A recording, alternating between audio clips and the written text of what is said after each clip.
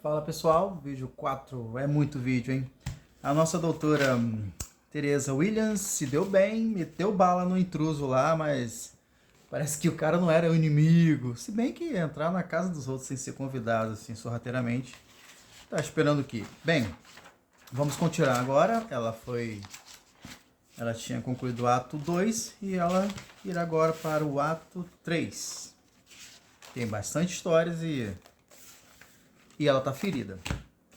Mas não é muita coisa não. Mas como é que a gente faz aqui? Agora que vem a questão de usar o medicamento, que eu tenho 12 de primeiro socorro, então vou riscar aqui só do lado, só para eu marcar.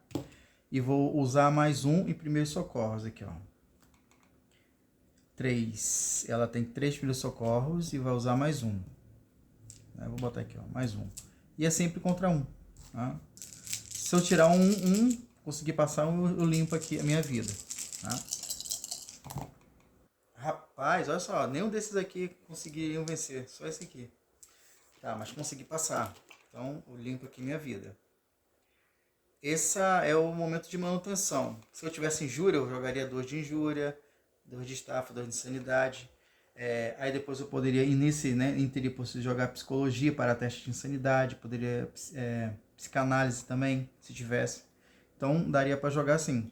Somente farmacologia, medicina e primeiro socorro você precisa de um item do lado. Eu usei o kit, não, tá, beleza. Vamos continuar a história então, ato 3. Você passar a noite em claro, incapaz de aceitar plenamente o que ocorreu algumas horas antes. Mas não havia tempo para desvaneios. Recolheu seus pertences e os poucos itens necessários para as próximas horas na antiga mansão dos Stuarts. Em seu íntimo, desejava que o Sr. Anthony desistisse daquela empreitada ou, quem sabe, simplesmente esquecesse essa ideia absurda. Ainda ruminava desculpas engenhosas e convincentes para declinar o convite, quando uma buzina cortou o silêncio da rua. Na janela, avistou o Sr. Anthony diante de um Ford T, negro, e, para sua inquietação, ele não estava só. Ao descer as escadas, a luz pálida da minúscula recepção de hotel lhe agrediu os olhos fatigados. Mas logo a visão se recompôs, delineando a figura de Anthony e de mais 2 pessoas que aguardavam do lado de fora. Bom dia, disse Anthony, com um sorriso forçado. Acabei não dando detalhe da nossa comitiva. Permita-me apresentar o senhor Martel Lambert e a senhorita Beatriz Keller. Martel, de traços afrodescendentes, era um homem robusto, vestido um uniforme de enfermeiro ou algo semelhante. Ostentava no peito bordado com as iniciais MC. Já a senhorita Beatriz, caucasiana, aparenta ter entre 37 e 40 anos, magra, com os cabelos puxados para trás de um severo coque, postura rígida e olhos tão firmes que superavam até a postura de Anthony. Carregava uma pequena mala consigo e você não hesitou em supor que fosse a secretária de seu anfitrião. Antes que pudesse fazer qualquer pergunta, Anthony te conduz até um automóvel mais luxuoso, estacionado logo adiante. Ao volante, encontra-se um homem idoso e franzino, cuja postura, luvas de couro e cap denunciavam a função de chofer, provavelmente a serviço do falecido Stuart. Esse é o Sr. Bailey. Ele nos levará até a mansão, anunciou Anthony. Bailey ergueu discretamente a aba do cap em saudação e, sem uma palavra, ligou o carro. O motor respondeu com um ronco grave e logo a rua principal ficou para trás. Anthony virou-se espiando pela janela traseira, certificando-se de que os demais veículos os acompanhavam. O Ford T seguia a alguns metros de distância e, em sua expressão, percebia-se um peso maior que a mera preocupação com logística. O homem parecia mais tenso do que jamais se lembrava de tê-lo visto. Nota: faça um teste para cada sentença. Pergunta a Anthony o que o aflige. Eu testo psicologia. Eu tenho 4 em psicologia. Aqui, vamos lá. passar, eu vou para 39. Eu já passei. Quando tira 6 assim, você já passou. A não ser que sejam 2 dados vermelhos e todos os 2 tiram 6 também. Então, nessa primeira sentença eu vou para 39. Deixa eu ver aqui. Nossa, mãe do céu. 39. Além do mais, essa gente... É 39, foi?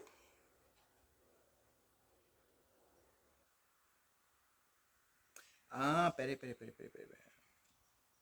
É 39.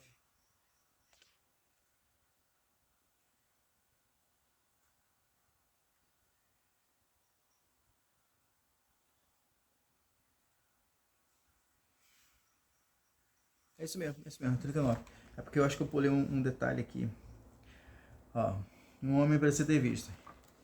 Ele, além do mais, esse além do mais é porque ele pega uma outra pergunta também. Mas depois eu posso colocar assim. Além do mais, essa gente que faz de tudo para destruir a minha reputação. Nem sei por que estou me abrindo com você, mas, bem, eu estava em um processo de divórcio, preciso confessar. Ele lança um olhar rápido e baile. Depois se inclina e fala em seu ouvido. Eu fui, digamos, infiel à minha esposa. Você quer para explicar o porquê ele está mais nervoso do que nunca. É que esse, além do mais, ele pega uma outra sentença. Então eu vou fazer uma mudança depois para ficar mais redondo, né? Deixa eu ver aqui. Mas em vez de manter... ele lança um olhar rápido a baile e depois se inclina e fala em seu ouvido. No caso, né, você está do lado dele. Eu fui, digamos, infiel à minha esposa. Mas em vez de manter os problemas restritos à família, ela procurou a senhorita Beatriz Keller como sua representante legal. E Beatrice sempre me invejou, encontrou nessa embaraçosa situação a chance de me espizinhar. Como se não bastasse a morte do Sr. Stuart, praticamente encerrou os trabalhos do meu escritório. Agora carrego um divórcio para resolver, uma arqui-inimiga com um trunfo em mãos e ainda tenho que lidar com um velório de um homem excêntrico, sem mencionar o seu bisneto, o bisneto retardado dele e seu enfermeiro mestiço. Anthony interrompe-se bruscamente, percebendo que falou demais. Endireita-se na cadeira e passa o lenço sobre a boca, limpando a saliva, presa em seu volumoso bigode. Muito do que disse explica a inquietação que vinha demonstrando. Essa breve confissão soou como um desabafo de um homem mesquinho e preconceituoso. Eu gostaria também de deixar um pouquinho claro, dizer que não é a opinião do escritor, não, tá? É porque alguns personagens na década de 1920, né? Então, eu, assim, algumas horas eu tenho que, né, mesclar um pouquinho até com a visão da época para ter uma imersão. E você também pode ficar com raiva do personagem e torcer para que ele morra. Então, isso é bom também. Vamos fazer um segundo teste. Lembrando que aquela sentença ela ficou no começo um pouco atarracada porque ela acho que ela levava para um outro, ela vinha de uma outra questão também. Vamos lá. Observar com atenção sua conduta em busca de pistas do que está acontecendo. Observar a conduta do Anthony, no caso. Eu vou testar investigar. Investigar, eu tenho 3. Vamos lá. Como também é uma fase beta, né? Então, se houver erros e haverão, perdona-me. Pô, passei. Aqui eu não só passei aqui, como eu tive 2 certos críticos que eu poderia usar para limpar um azar aqui na sorte, mas não foi o caso. Eu não tenho. 48. Deixa eu ver. Seus olhos aguçados captam alguns detalhes incômodos. Os sapatos de Anthony, embora bem engraxados, carregam marcas de algo lamacento. Há fiapos de tecido presos em seu elegante paletó e sua gravata está ligeiramente afrouxada. Em meio às pastas e arquivos que ele carrega, um rápido olhar permite a você ter uma breve noção dos assuntos tratados. A maior pasta ostenta o título Stuart's. Logo abaixo, outra pasta marcada como Recursos Humanos exibe um forte risco de lápis sublinhando um nome, como se fosse uma expressão de raiva pessoal do advogado em relação ao tema contido ali. O vento que entra pela janela do carro espalha algumas páginas, revelando o início de uma lista de nomes. Você deduz se tratar de antigos funcionários do escritório de Anthony, provavelmente exigindo seus direitos por meio de algum sindicato local. Por fim, uma terceira pasta menor, mas não menos importante, contém documentos relativos à partilha de bens de um processo de separação. No entanto, os nomes dos ex-cônjuges não puderam ser identificados. Nesse caso, você já sabe que é do próprio Anthony. Por isso que ele está nervoso, ele está cheio de pasta, com um monte de problema para resolver. Sequência. Eu não desejava uma trupe atrás de nós, resmungou Anthony, enxugando a testa com um lenço de linho. Mas as notícias correm, e agora temos mais cabeças a conduzir. Suas mãos tremem sob o tecido branco. Se me permite dizer, senhora, interrompeu Bailey. Ah, perdão, esse aqui é Bailey, o chofé. Se me permite dizer, senhora, interrompeu Bailey em tom respeitoso, mas firme. Não vejo nisso um desastre, mas olhos e braços para cuidar do jovem Eugênio nunca serão demais. E afinal, o Martel tem feito um trabalho admirável. Em menos de 2 anos, o progresso do rapaz é inegável. Anthony encolheu os ombros com uma indiferença quase cruel, típica daqueles que se julgam superiores. A atenção, contudo, foi abruptamente cortada quando Bailey freou bruscamente diante de um sinal vermelho. Você juraria que o chofé aproveitou a ocasião para expor Anthony ao ridículo. Este se desequilibrou, assustando-se, mas logo recompôs a postura altiva. Ambos haviam servido aos Stuart durante longos anos. Talvez velhas pendências viessem agora à tona. Anthony, pelo que se via, era o típico homem consumido pelo trabalho, incapaz de dedicar-se ao cotidiano mais trivial. E você enredada nesse intricado ninho de vaidades e segredos. Percebe-se como a verdadeira estranha. Psicanálise N2, nível de dificuldade 2, sucesso, eu vou para 31. Eu não tenho psicanálise, então eu vou usar 1 versus 2. Tem que tirar acima. Vamos lá, acima das nuvens. Eu tirei 6, cara. Esse cor de dado é complicado, né, cara? Eu tava, enfim, não tava esperando. 31. Opa. Eu tinha marcado esse aqui. Vamos lá. 31. Ai. Aqui. Nossa, não é aqui não.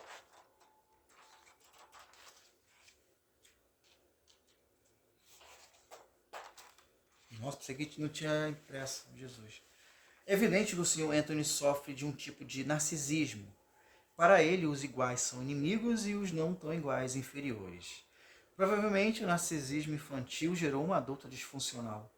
A antipatia por Eugênia revela seu desejo secreto de ser o próprio Eugênio, alvo de atenção e afeto. Pessoas assim, inclinadas ao masoquismo, podem ferir verbal ou fisicamente sem qualquer impedimento. Tipo uma dica bem forte, certo? Sobre a personalidade deste homem maluco. Vamos para o ato 4? Deixa eu ver só aqui. Eu tenho 13 minutos ainda de vídeo de gravação. Ato 4, que a gente aproveita e já acelera um pouquinho. A mansão dos Stuarts erga-se nas colinas isoladas de uma propriedade que abriga um pequeno bosque particular. Ali também repousa o mausoléu dos Stuarts.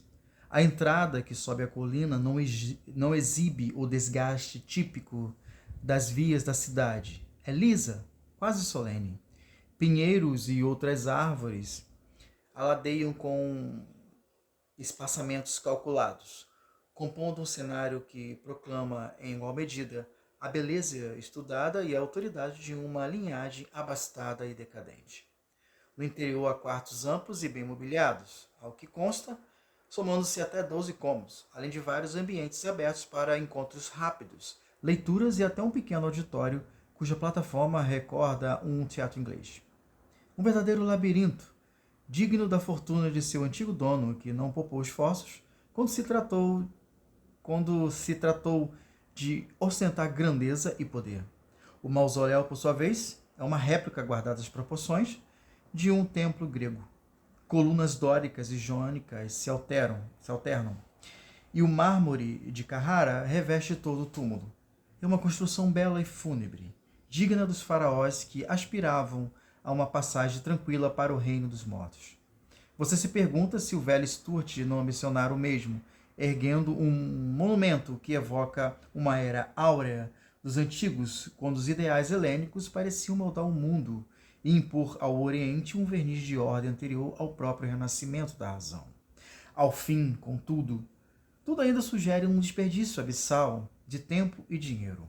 Outra vez, Anthony parece contorcer-se com algo que lê.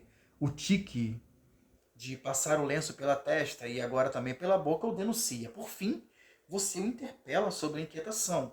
Ele revela ter recebido de Beatrice um documento assinado pelo procurador-geral. Algo que não esperava. Algo que não esperava, embora em sua profissão imprevistos assim nunca sejam raros. Após alguma insistência, Anthony cede e põe a par do conteúdo. Preciso dizer-lhe mais uma coisa. Começa visivelmente abatido. Houve uma manobra burocrática que eu não supunha que alguém ousaria tentar. No testamento havia um adendo de interpretação nebulosa. Os envolvidos deveriam participar do velório. E essa mulher, quer dizer, a senhorita Beatrice, alega que, por não ter estado presente no velório do Sr. Stuart, teremos de improvisar outro agora na mansão. O corpo está no mausoléu próximo à propriedade, ao menos não foi enterrado. A urna que o contém é hermeticamente selada e desacelera a decomposição. Na verdade, já se passaram mais de 3 dias desde a morte e o corpo permanece incorruptível. Segundo o Dr. Shivash Virhan, ponto. A revelação pesa no ar como uma névoa antiga. Você precisa pensar com rapidez e frieza. Nota, você tem 6 pontos de ação para testar as sentenças abaixo, depois vá para o ato 5. O nome do doutor significa algo? O nome desse doutor, Shivash Virhan? Perguntar como serão os preparativos do velório. Eu posso intimidar o Sr. Anthony com tal absurdo e inquirir Bailey sobre o que ele pensa disso tudo, né? Porque, ou seja, o velório vai se repetir agora na mansão que tem um mausoléu onde tem o corpo do falecido está lá. Era para ele ficar lá e só ter cuidado de Eugênia, né? Mas agora você vai ter que, além de Eugênia, tá com um cadáver no meio da sala lá. Mas vamos ver aqui. Vou fazer um teste aqui. O nome do doutor significa algo? Você lembra desse nome, alguma coisa? Linguística. Ela não tem linguística, mas eu vou testar. Se eu falhar, eu vou descendo. Depois eu vou repetindo naqueles que eu não fui bem sucedido. Falhei. Vou para diplomacia. Diplomacia eu tenho 3. Aqui, ó. 3. Né? Perguntar como serão os preparativos do velório. Errei também, não deu. Intimidar. Intimidar o senhor Anthony quanto a tal absurdo, né? Te retirar o corpo lá do mausoléu para fazer o negócio só por causa de uma cláusula, né? Por quê? Isso é estranho, isso é alguma magia. Mas intimidar eu tenho 5, poxa. É bem legal, né? Porque, ela intimida e tem uma arma pesadaça, mano. Tem uma Desert Eagle. Vamos lá. Consegui, cara, tá caindo de ser direto mesmo. Mas como é igual eu passo, vamos lá. Intimidar, eu vou para 42.